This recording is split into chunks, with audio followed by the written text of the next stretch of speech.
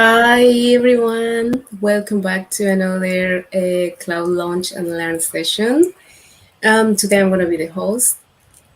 Uh, my name is Belus, and we have today Annie. Welcome, Annie. How are you? How are you doing? Hi, I'm doing good. Thanks so much for having me. Oh, thank you so much for joining us.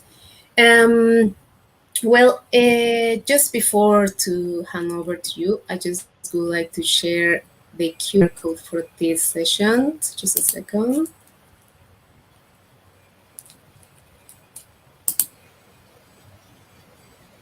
And there it is.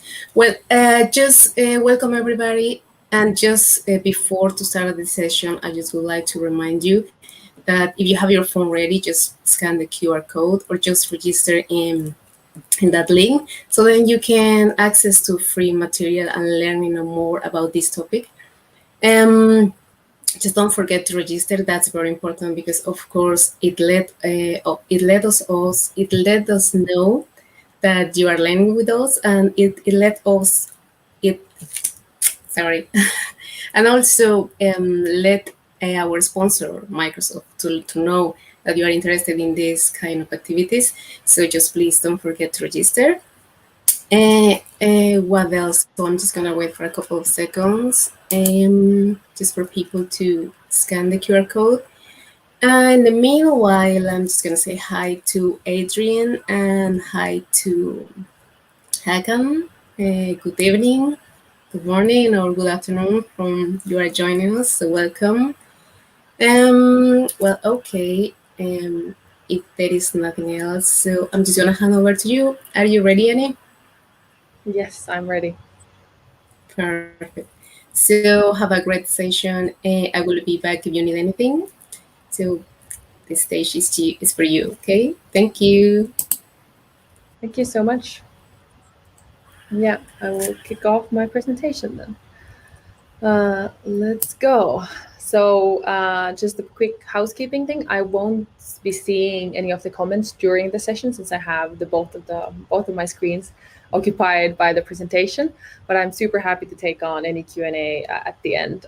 So you can obviously ask any questions, or if you after the session you come up with a great question, you can always reach out to me in Twitter as well. Yeah. So the session is called Top New CNCF Projects to Look Out For. Hopefully, some of them are new to you, some of them might be familiar to you, but I aim to have a bit of a good mix of different kind of projects in this session. And super quickly, before we get into the session itself, what kind of value you do get from attending this talk, this session. So I hope that you will get inspired, and I hope that you will get to know cool CNCF projects, whether that means that you just, familiar with the Kubernetes landscape or other cool projects, or you're just, looking for new tools to use in your projects. That's all good. Getting inspired and getting to know cool projects is open source projects actually is what my talk is all about. So very much super welcome and super happy to have you all guys here learning more about CNCF. So who am I and why am I speaking today here about CNCF? So I'm Annie. Nice to meet you all. I'm originally from Finland, nowadays living in Zurich. I am a newly appointed CNCF ambassador since this Monday. Very happy to receive those news. And I'm also a product marketing manager at Cast AI, which is a Kubernetes cost optimization startup. So super happy about that as well. So I'm also a Kubernetes and CNCF meetup co-organizer for about 4 years now already. I also coach early stage startups, and I co-host a podcast called Cloud Gossip. That's it for my kind of qualifications, and I've been super enthusiastic about Kubernetes and the whole cloud native world for a long time now. So very excited to share my passion with you all. So then diving straight into the knowledge part of the session. So Cloud Native Computing Foundation, also known as CNCF, is it's part of Linux Foundation. It's a nonprofit. It's an open source foundation. So the mission of CNCF is to bring together the world's top developers and users and vendors, and it runs the largest open source developer conferences as well, which is, for example, KubeCon. And the mission is as well to build sustainable ecosystems for cloud-native software. So it's also the home for Kubernetes, as well as Prometheus and other really large projects. Kubernetes obviously being the most well-known out of them all. But in this talk, we will be diving a bit deeper into the bit less well-known ones, as well as maybe a few bit better well-known ones as well, but hopefully some new ones as well. And I think at this point, the impact of cloud native and Kubernetes is quite well known, but I think it's always good to recap it.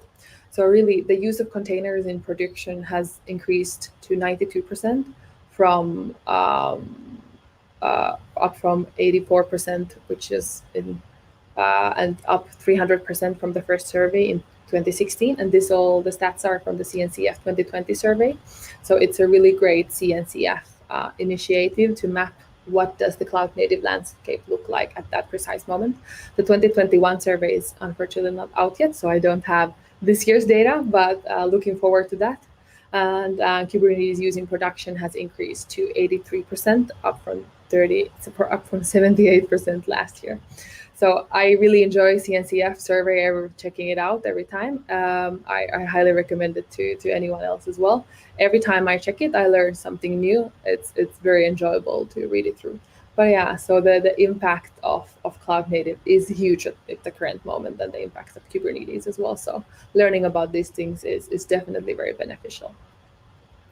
So what does the landscape look like? What does the cloud native, the CNCF landscape look like? Well, it looks like this. And you might be a bit overwhelmed. There's so many details, and no worries. That's how this makes everyone feel, even me. There's so many little details, so many different areas. You could dive deep into any part of this map for like days and days, essentially. So it gets very confusing if you are first time kind of looking into the CNCF ecosystem and the cloud native ecosystem. But no worries. Hopefully this talk will help you a bit on how to approach these things, as well as I will kind of present a more simplified view of the landscape here. So there are 3 stages that CNCF projects go through. So usually if there's an open source project, they might kick off on their own, but eventually they might then join CNCF. And when they join CNCF, they start at the sandbox phase, which is the first phase. So it goes from left to right in this image. So first you go to the sandbox phase. If you grow enough, then you graduate to the incubating phase, and then you graduate to the graduated phase, which is the last phase of CNCF projects. Approximately, I haven't updated the numbers in, let's say, a month, but they don't move as fast as within like span of days usually. There's around 44 projects in the sandbox phase, and there's 23 projects in the incubating and about 14 in the graduated phase. And just to give you an idea of how fast these things are really booming, is that when I started talking about CNCF topics and cloud native topics first time a few years ago, then there was only 1 or 2 projects in the graduated phase. So the whole foundation, as well as all the landscape around this, is maturing rather fast, actually. And another view into how does these different projects look like is this really handy vision, like a way to visualize it. So the sandbox phase, they are essentially projects that are quite often used by innovators, by techies, early adopters, and then you move on to the incubating phase, which is more early adopters and whatnot. And then after that, when you get to the graduated projects, they are for the late maturity, they're for the conservatives, already. Anyone can use any of the projects. I know that people use a lot of the different projects at different levels of companies at different stages. But this is how it's kind of generally seen. And that's why the sandbox projects are kind of, to me at least, very exciting and new and kind of at the forefront of what's happening as well. So that's very exciting. So then to quickly cover what are the projects in this session and a bit of an expectation management for you guys. So my selection process for these top new sessions, the top new projects, is obviously not very scientific, nor is it fortune telling. I cannot know what will succeed and then what will become the best new and the hugest new and then the most used ever thing. But it's really great because I've been in the landscape for so long. It's these are things that people that are near me are excited about, people that I know are excited about. That gets people talking, that gets people making sessions and whatnot. So if a project is garnering that kind of excitement, that usually means that they are really great and they have a lot of good things to expect. And as an expectation management, so usually CNCF intro to project talks, for example, in KubeCon, are around 30 to 45 minutes per project, per tool, essentially. So this is a much shorter talk covering 4 projects. So I won't be doing a deep dive into any of the projects. I will have 2 technical demos for 2 of the projects. And we'll be going through a few projects, 4 of them, plus an extra one. Kind of like a sneak peek, quick one. But as mentioned, this won't be a deep dive into any of the projects. But I hope that you will get inspiration and ideas into what would you like to deep dive yourself into. So, and also a lot of these things are what I think are cool and what matters to me as well. So the projects that I will be going through mainly are Helm, Linkerd, Kudo, and Kudo. Very exciting projects that I love quite a lot. So kicking off with the first one, which is Helm, the package manager for Kubernetes. So Helm is by far the most well-known, by far the oldest, by far the used project in my session. But I like to kick off with, because if some people haven't, for example, used Helm, I think it's really great to show it, as well as the fact that since it's a graduated project, so it's recommended to fully be used everywhere by any company in full production. So it's a really great tool that everyone can use. So what is Helm then? It's a package manager for Kubernetes. It's essentially the same as Homebrew, Snap, or Chocolatey for Kubernetes. So what is then package management if you're not familiar? I think one of the Helm maintainers has a really great definition for that. So it's tooling that enables someone who has knowledge of an application and a platform to package it up in an application so that someone else who has neither, so no knowledge, no experience in a way, extensive knowledge of the application or the way that needs to be run, so that they can use it as well. So I think that's absolutely the power of package management, and then the power of Helm as well. So it's really great. Highly recommend using it. So what are the benefits of Helm? So it helps you manage complexity. So charts describe even the most complex apps, provide repeatable application installation, and serve as a single point of authority. So it also has easy updates. So it takes the pain out of updates with in-place upgrades and custom hooks. It has really simple sharing. So charts are easy to version, share, and host on public or private servers. And it has really good rollbacks as well. So you can use Helm to roll back to an older version of a release with ease. And then, what are the principles of Helm then? What is the project of Helm? What is it built around? So Helm takes security very seriously. So Helm can also be recommended completely for public deployment. Helm has multiple maintainers and multiple companies backing it, so it's very stable. It has all the nice things of power user, email list, release candidates, all of these things. It supports Mac, Linux, Windows, and it had passed 1 million downloads a month already in 2019. So it's been very well used for a long time now already. So how is then Helm used? Helm is used with charts. And the prerequisites for using Helm is to have a Kubernetes cluster, and it's deciding what security configurations to apply to your installation, if any, and then just installing and configuring Helm. So it's very simple. And before we go to a quick Helm demo, the sneak peek, super quick bonus project of the talk is Artifact Hub, which is a CNCF sandbox project as well. So it's a way to find Helm charts easily. So in the past, Helm used to have Helm Hub, which was a way to find Helm charts, but really it became a thing that, discovering artifacts with CNCF projects can be really difficult, because every CNCF project we're starting to think about having their own artifact place and hub and whatnot, but then a sandbox project, Artifact Hub, really kind of brings them all together.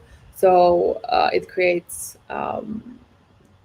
it kind of solves this problem of repeat work for each project and kind of lessens the fractured experience for those that are trying to find artifacts to consume. So it's a single experience for consumers that any CNCF projects can leverage. So it's really nice and really worth checking into. So then I have a really quick Helm demo, which is easily deploy complex application, WordPress, in this case, to Kubernetes using a Helm chart. So moving away from the slides a bit and going here to to my terminal, and let's find my notes, because I am horrible, absolutely horrible with typos. So I usually try to do copy pasting with these because no one wants to watch me here typing away with typos for a long time.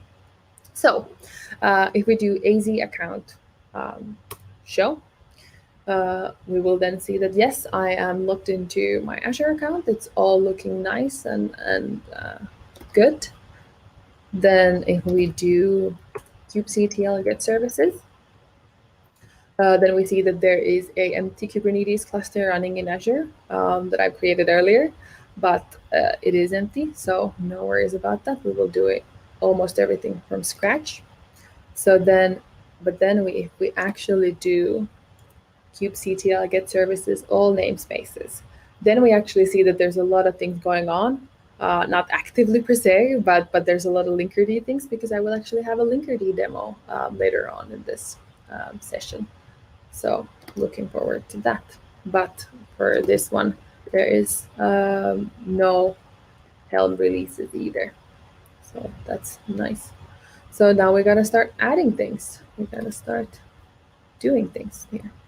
So if we do Helm repo add bitnami, for me it's just said skipping, because I've already added it, but with this, you're actually finding the chart that you want to use. And then Helm search repo WordPress. So in here, you can see that when the command executes, actually. My computer isn't too slow.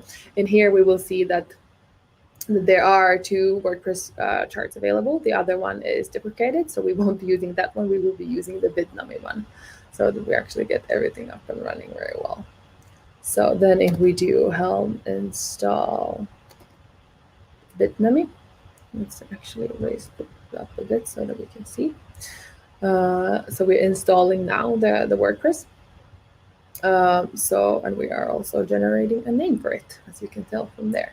And actually, for example, with the previous command, the Helm search repo WordPress, in there it used to be Helm search WordPress, but with the Helm updates, it has modified a bit. So then we can use again kubectl get services that we used before when we had the empty Kubernetes cluster there. Now we can see that it is no longer empty, and we actually have an external IP that we can start using already. It should not be up and running quite yet, because there's another link there. There's my future demo happening there, but it's not up and running yet, but it will be eventually. But we're gonna paste that there already so that we have it ready for when we will use it. So then, while we are waiting for that WordPress site to kick off, we actually, to use WordPress, we need to have the admin and we need the password. So Kubernetes and Helm does that really nicely. So we see the username there. And then if we do,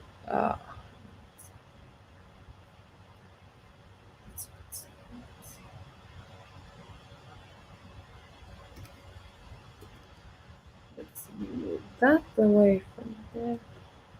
That's extra. Copy pasted the wrong thing, as I said. Typos always. No, there we go. Should work perfect.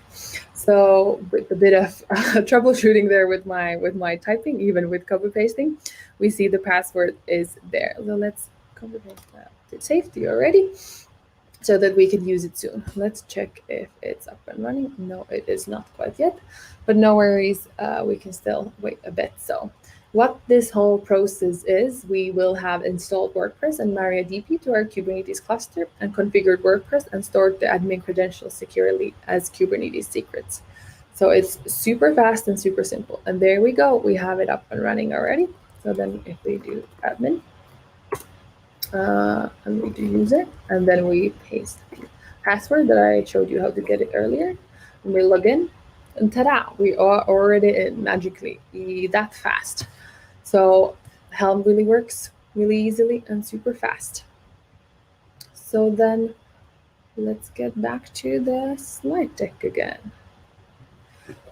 So then to the next project, which is Linkerd, which is incubating project, but it's graduating the graduated project at the moment as well. So it was announced in the last KubeCon Europe.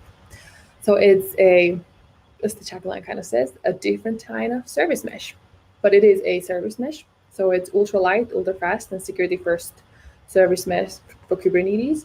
And the overall goal of Linkerd is to reduce mental overhead of just having a service mesh. So it's very easy to use. So what does Linkerd do?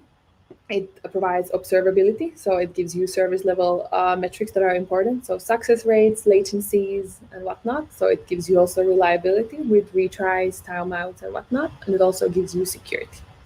And Linkerd is similar to Istio, which is another service mesh. It's a bit more lightweight, a bit more maybe easier to take on because it's so light. And it is actually the first service mesh around for Kubernetes. So what are then the benefits? Where are the kind of things that not set Linkerd apart, but really great parts about Linkerd? So it has a really thriving open source community. Linkerd is 100% Apache license with an incredibly fast growing, active and friendly community. I might say so myself, it's really, really friendly. It has a really simple and minimalist design. So there's no complex APIs or configuration. So for most applications, Linkerd will just kind of work out of the box. It has deep runtime diagnostics. So you get a comprehensive suite of diagnostic tools, including automatic service dependency maps and live traffic samples.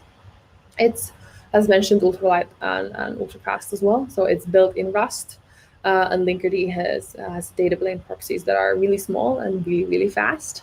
And then Linkerd installs in seconds with 0 configurations. So Linkerd's control plane installed into a single namespace, and services can be safely added to the mesh one at a time. And it also has actionable service metrics that I mentioned before, such as success rate, request volume, latency, and all of the great things. So what are their Linkerd principles then? There's 4 of them, so it just works. That's the main point. It's ultra light.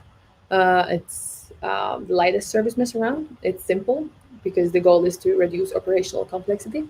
And it's secure default first, so it's default, not an extra in Linkerd.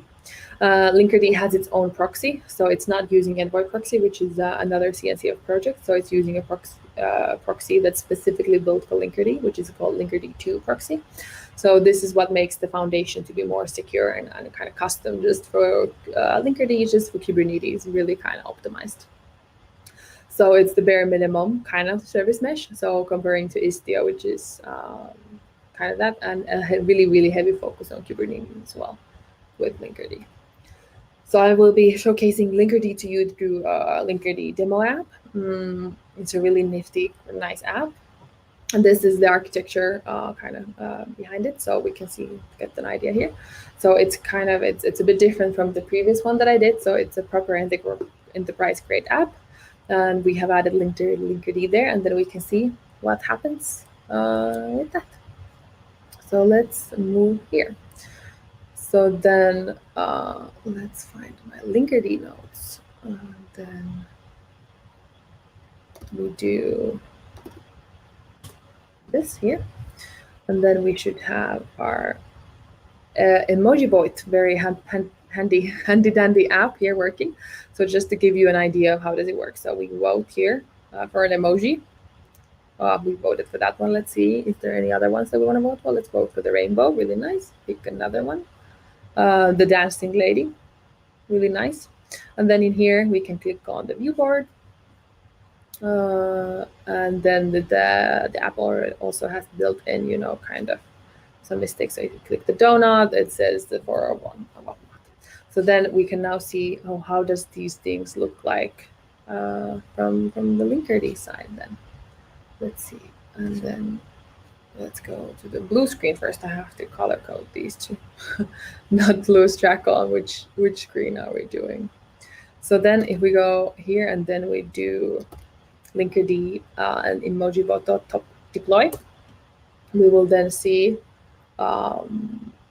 here we go, we can see the bots, they're voting. So not just me that was voting around in the app, there's also bots constantly voting there. So this is what it looks like. This is all the data that's coming in.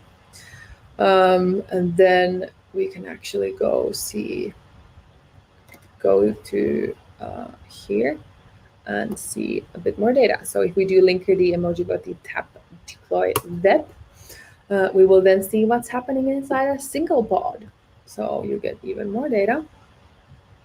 And then if we do Linkerd dashboard to here, we will actually get to the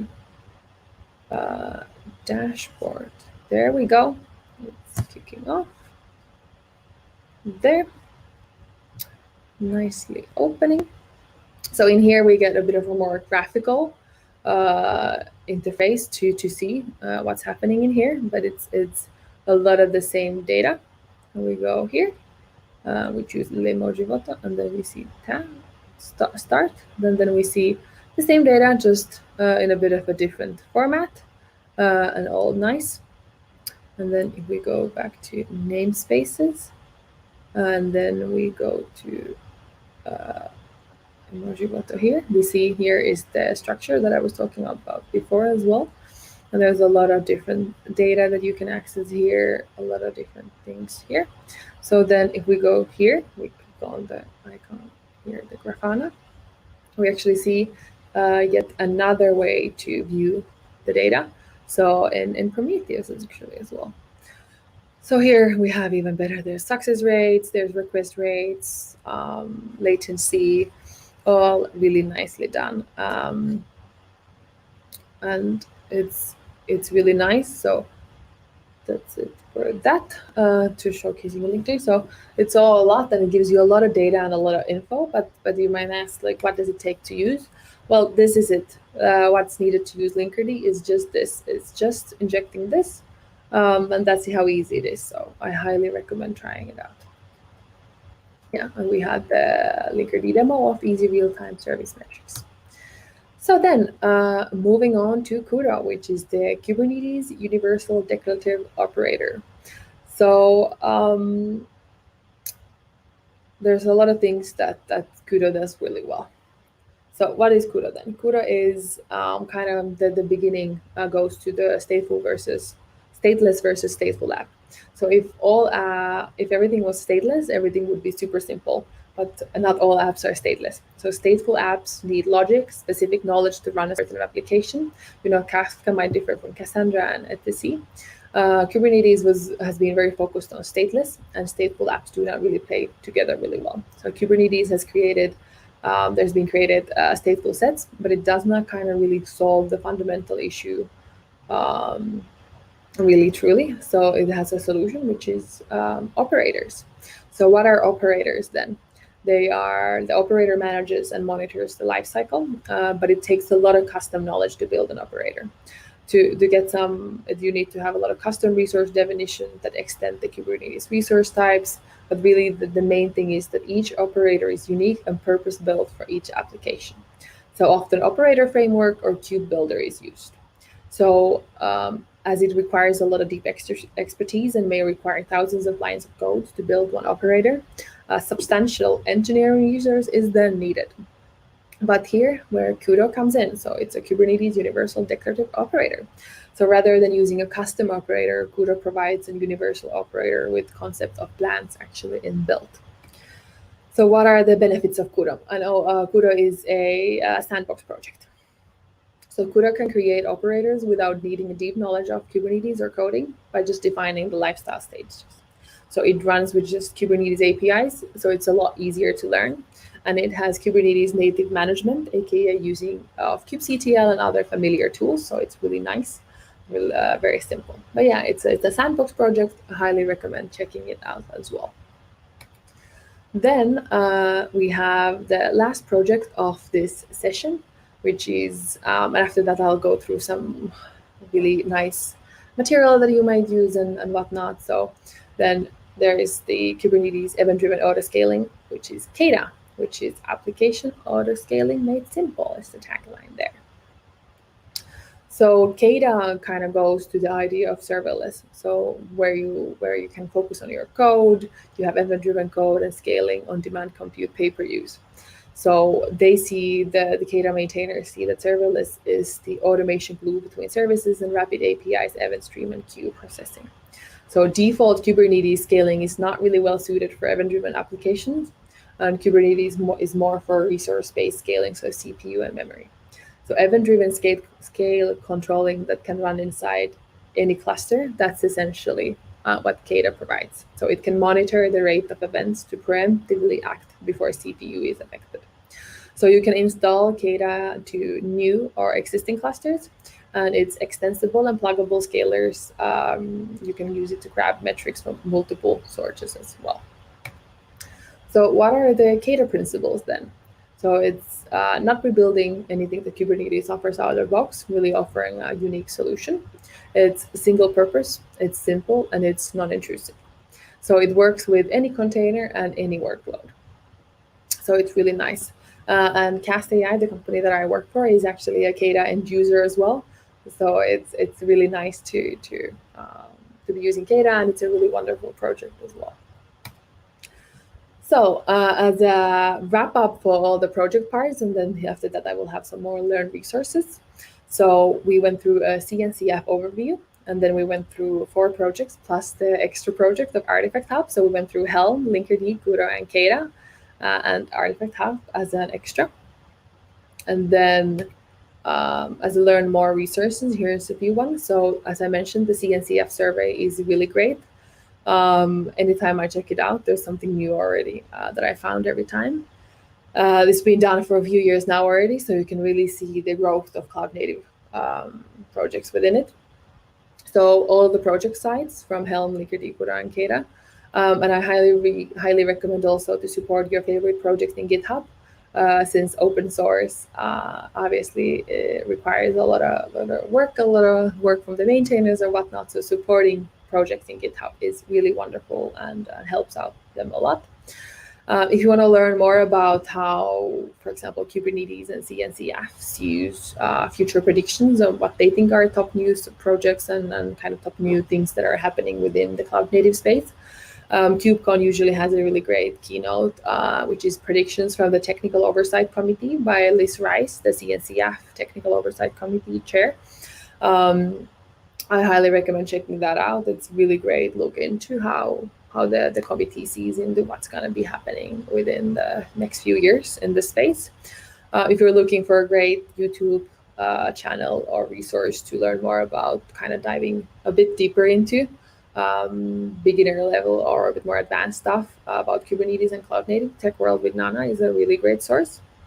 And another great place is CNCF YouTube, where you can just, go wild. All of the old KubeCon sessions, all of these things are always uploaded there.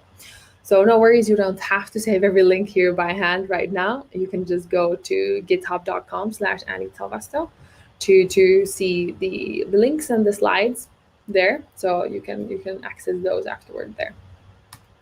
And then just as a quick short thing. So the company that I work for, Cast AI, which offers Kubernetes cost optimization, the best solution out there essentially for automating your Kubernetes cost optimization. If you want to find out more about them, I have a Google form signed up easy access. So you can go cast.ai/Annie.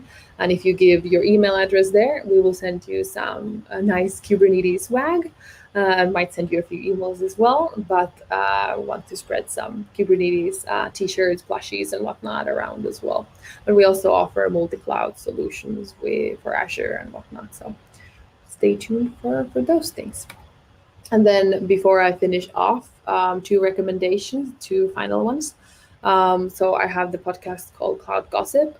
We did an episode on Tom Kirkhope, and he's one of the maintainers of Kada. Absolutely a pleasure to hear from Tom. It was really great talking with him and finding out what does the actual day-to-day life of an open source, of a CNCF open source project maintainer look like? How much time does it take? What does it mean? What does it mean to collaborate with CNCF and whatnot? So highly recommend listening to that as well. Tom is a really great pleasure to listen to. And then if this talk has inspired you to get more involved with CNCF in general or Kubernetes, you can check out, for example, a really great resource from a KubeCon a few years back, which was a keynote on getting started in the Kubernetes community by Lucas and Nikita. So that's a really great way to kind of get to find out, okay, how should I get started? This is all a bit very confusing. So that's a great place to think about if you want to start attending meetups, organizing meetups, or get contributing to Kubernetes, actually. So as the final slide, the one thing to take away here, as Oprah is nicely saying, everyone hopefully gets inspired and gets new ideas for their projects, as well as just to maybe having great conversations with other open source folks as well. And if you have any questions later, I'm super happy to answer them in, for example, in Twitter or in LinkedIn or wherever you find me. As mentioned before, I'm always at Annie Talvasto, so always happy to chat with everyone around these topics. But yeah, that's it for the session part. If there's any questions, I'm super happy to answer them now as well. Wow, that was a really nice presentation. Just let me check chat. I think there is something. Question from Hakan. How would you know whether your project could be a good fit for CNCF, and how do you, in that case, apply to be included in CNCF? Yeah, that's a really great question. For starters, for sure, I want to say that I think, well, the general requirements in a kind of very colloquially put way is the project to be open source, to be related to cloud native and Kubernetes and these kind of topics. But after that, I highly recommend to check out CNCF has really great resource, because it's an open source foundation. All of the little details are completely laid out. It's very open. Everything is included, and you can see the exact requirements from there. And then you can start getting talking with CNCF about being included. They really are kind of expanding the sandbox project area nowadays. So getting to the sandbox, it's obviously not super easy, but still it's built to be a nice gateway into the thing, because it used to be that there was only the incubating and the graduated phase, but the sandbox phase is built so that new up and coming projects can kind of get a bit more resources and help and exposure. So it's meant for beginning phases as well. So I think it's always worth checking out from the CNCF site on the rules and the kind of the process there, and then getting started on discussing about it. Yeah. Very good, very good. Thank you so much. Just let me check again if there are any other questions. Well, not so far. Well, I would like to ask you if you, like, from those 4 tools that you just explained us about, do you have any favorite? And if that's the case, why would be favorite? Yeah, that's a good question. I think it's really hard to pick favorites because all of them are solving different things and all of them are in different life stages. I have a soft spot very much for Helm, in a way that because it's actually the project that I did my first ever technical live demo session on. So it's kind of a long time favorite of mine. But then again, I think Kudo is a really great, like not an upcoming one. It's been a while for a bit, but still an upcoming one in the sense that it's not as well known. It's not as de facto kind of as other things. So I'm really enjoying Kudo as well. All right, perfect. Thank you so much. There is another question from Hakan too. It says, and on the other hand, what are the main benefits of being part of CNCF? Is it mostly visibility, or are there other benefits too? Yeah, another great question. So there's a lot of benefits to it. While I was talking with Tom, who's been a sandbox project maintainer and then now moving on to the incubating phase, he had only good things to say about it. So that was kind of like a first-hand experience. So what it gives you is with every tier, you get more support from CNCF.